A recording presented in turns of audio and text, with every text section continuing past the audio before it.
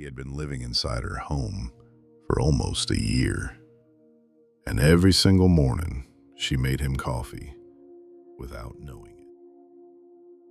Welcome back to Nightfall Chronicles. Tonight's stories were sent to me by listeners. Real people, real towns, real things that happened and were never supposed to be spoken about again. Amara moved to the United States at 31. She had left Lagos with 2 suitcases, a nursing degree, and the kind of optimism that takes years of hard living to build. She rented a small house in rural Pennsylvania, affordable, quiet, hers. For the first time in her life, entirely hers. She told me, "In Nigeria, we say home is where your story begins." I thought I was starting a new chapter. She had no idea someone else was already living inside. It started with the coffee. Amara drank exactly 1 cup every morning. She measured the grounds obsessively, a habit from nursing school. 1 scoop, 1 cup, every time.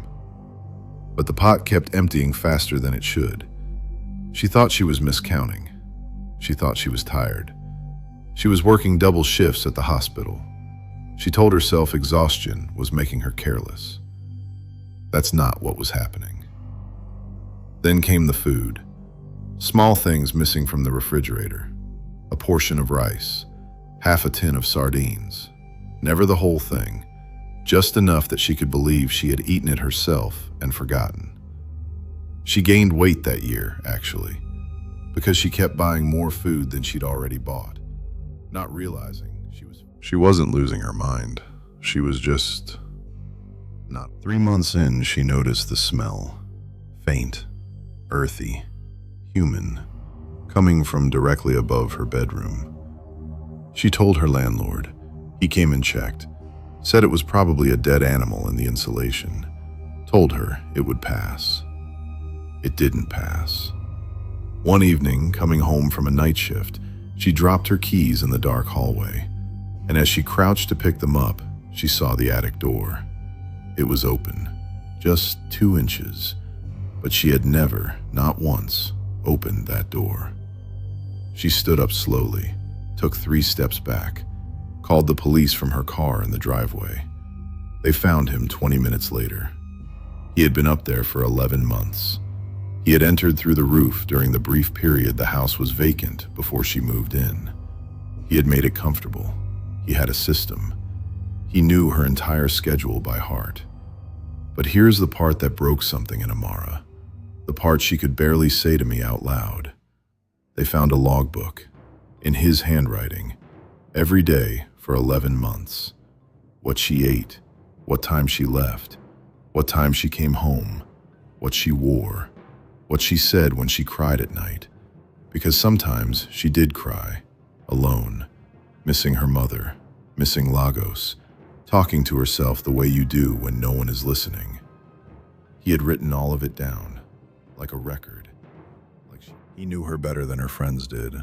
He had listened to her for nearly a year, and she had never once felt less alone. Amara quit her job. She moved back to Lagos within 6 weeks. She told me she went back not because she was afraid, but because she realized something she couldn't unlearn. Every moment I thought I was alone, I wasn't. Every time I felt safe, I wasn't. He had taken something from me that was never about fear. He took my privacy. He took the version of myself that only exists when no one is watching. She said she still struggles to be alone in a room, not because she thinks someone is there, but because she no longer trusts the feeling of safety, and she doesn't know if she ever will again. That is the real horror of this story. Not the man in the attic, but what he stole from her without ever saying a word. I want to ask you something, and I want you to really sit with it. Is there a moment you can remember, a sound, a feeling, something small, where your gut told you something was wrong and you talked yourself out of it? What did you do? And looking back now, were you right to dismiss it? Leave it below. The comments on this channel are some of the most honest places on the internet. I'll be reading every one.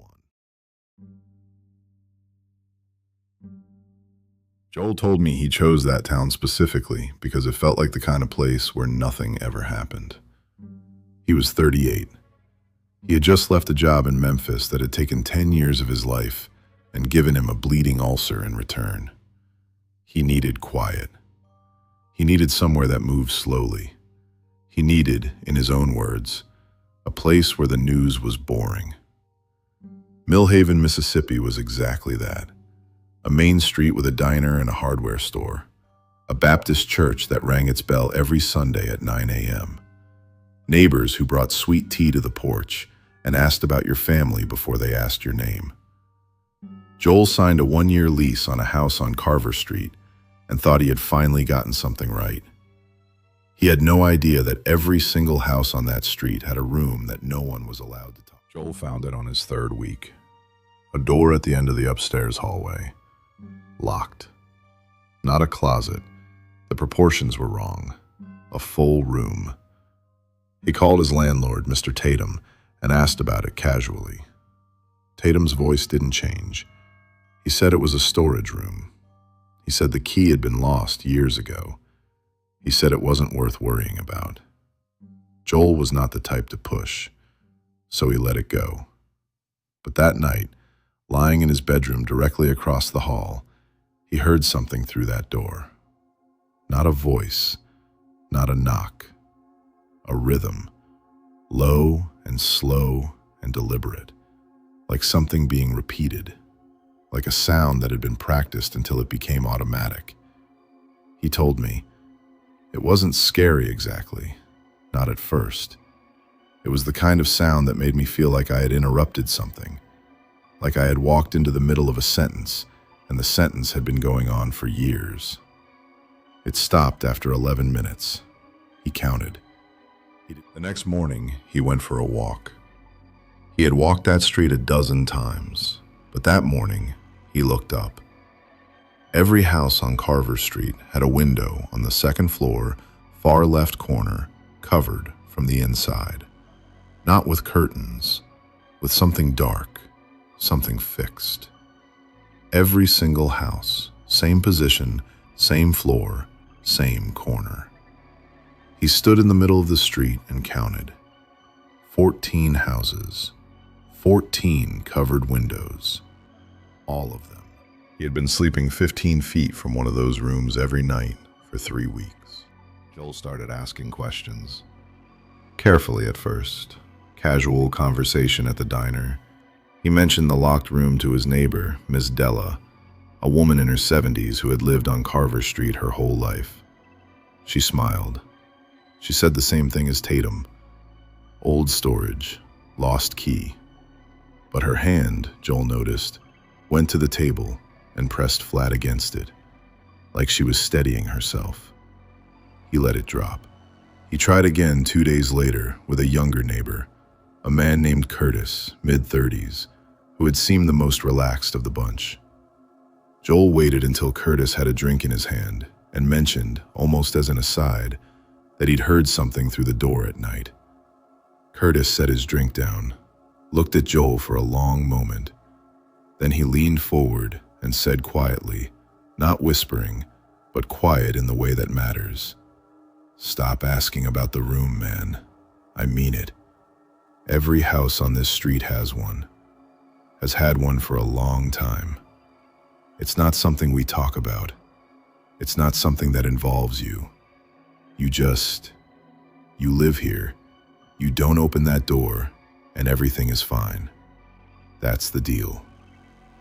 Joel asked, "What deal?" Curtis shook his head. He said, "The one that was made before either of us were born. The one that keeps this town the way it is. You ever notice Millhaven doesn't have much crime? You ever notice nobody on this street dies young? You ever notice this town has been here since 1887 and nothing bad has ever touched it?" Joel said, "Yeah, actually." He had noticed. Curtis said, "There's a reason for that. And the reason lives in those rooms.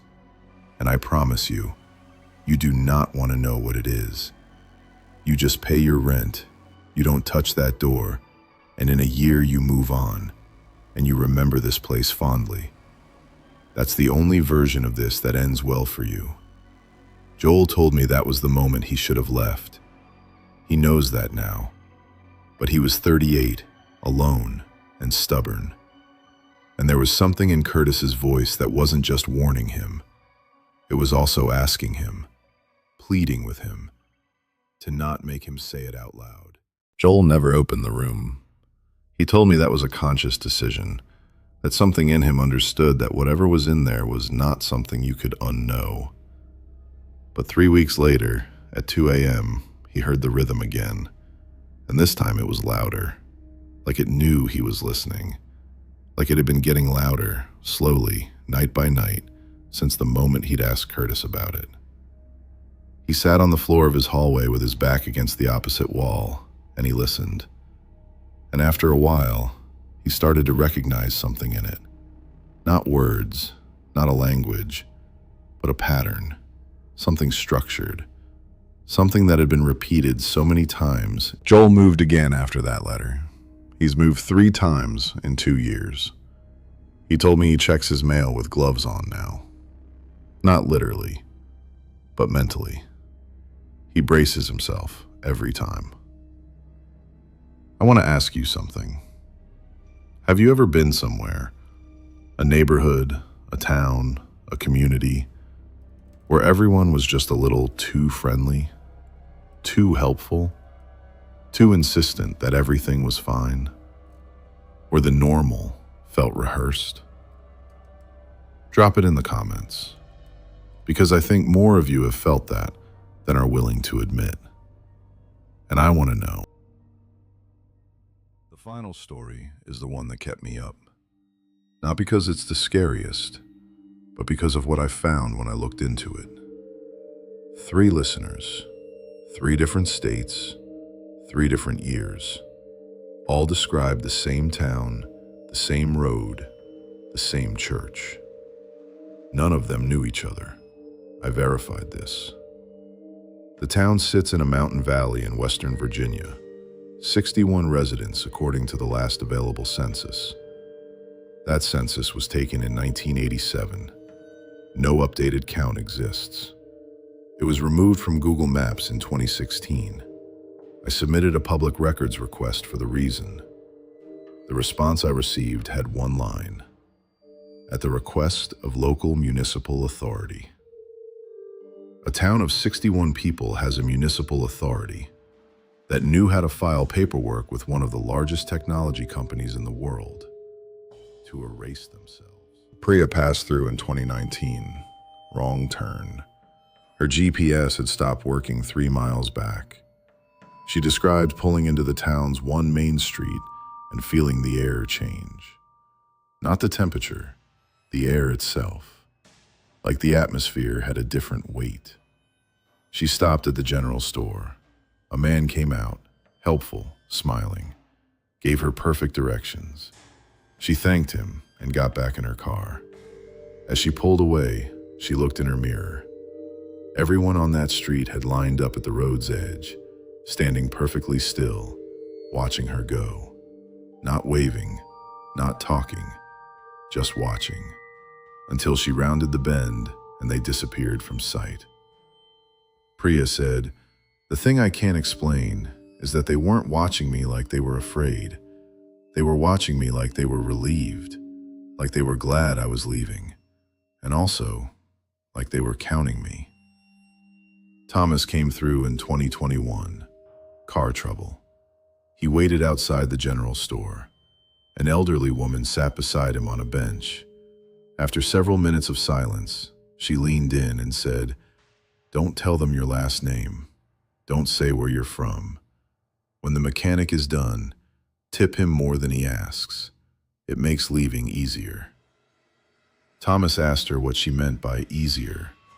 She stood up, walked inside, didn't look back. The mechanic came. Thomas tipped him double. As he pulled away, The mechanic stood in the road and watched until Thomas disappeared around the mountain bend. Thomas told me he wasn't watching to be polite. He was watching like he was confirming something, like he was making a note. The third account was unsigned, a single paragraph, sent at 2:47 a.m. I visited in 2022. I took one photograph before I realized what I was seeing. My phone died immediately. When I charged it at home, the photo was gone. Not deleted, not in trash, erased. But in the exact slot it should have occupied in my camera roll, there was a black square. I looked up that board. It exists. I found a photograph of it online, uploaded in 2018 and since deleted. There were 214 names on it. The town has 61 residents. 153 names on that board do not belong to people who live there. I tried to cross-reference the names I could read from the photograph. I won't say how many I found, but I will tell you this. Every name I was able to identify belonged to someone who had, at some point, passed through that area. A hiker, a traveler, a driver who took a wrong turn. People who had no connection to that town. People who had no idea their names had been written anywhere. Most of them were fine, still alive, still living their lives. But 3 of the names on that list belonged to people who went missing in Appalachian Virginia within 14 months of visiting the region. Their cases are unsolved. I am not saying there is a connection. I am not drawing a conclusion. I am simply telling you what I found. And I am telling you, if you are ever driving through Mountain Virginia, on a road your GPS doesn't recognize, and you see a church with a board out front, don't read the names. Because some lists, you don't. 3 towns, 3 secrets, 3 kinds of horror. The kind that watches you from above, the kind that wears a voice you love, the kind that writes your name down before you even know you've been seen. The thing that connects all 3, none of it announced itself. None of it knocked on the door. It was already there, already watching, already counting. We spend so much time afraid of the dark, but the dark is honest. It tells you it can't see. The scariest things in the world see you just fine. I'm Nightfall Chronicles. Good night. Before you close this video, that congregation board had 214 names, 61 residents. I want you to think about every place you've passed through in the last 5 years. Every wrong turn, every town you stopped in just long enough to get gas or ask directions. Is your name on a list somewhere that you'll never see? If this kind of story deserves a follow-up investigation, let me know in the comments. If this gets enough response, I'll go deeper.